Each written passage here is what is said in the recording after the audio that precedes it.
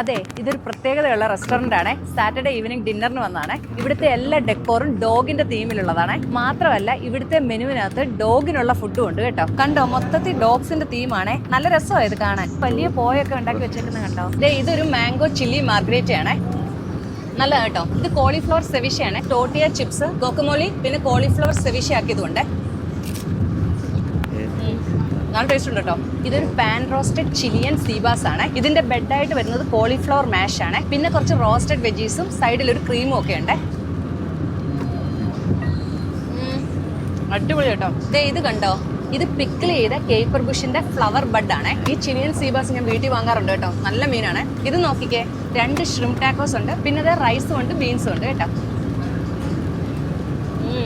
പിന്നെ ഒരു ബർഗറും വാങ്ങിച്ചിട്ടുണ്ട്. ഇതൊരു ഡോഗ് ഫ്രണ്ട്ലി റെസ്റ്റോറന്റ് ആണ്. പക്ഷെ ഞാൻ ഇന്ന് മാക്സിനെ കൊണ്ടുവന്നിട്ടില്ല കേട്ടോ. മാക്സ് ഇന്ന് സിറ്ററിന്റെ വീട്ടിലാണ്. ഇനി നാളെ അവനെ പിക്ക്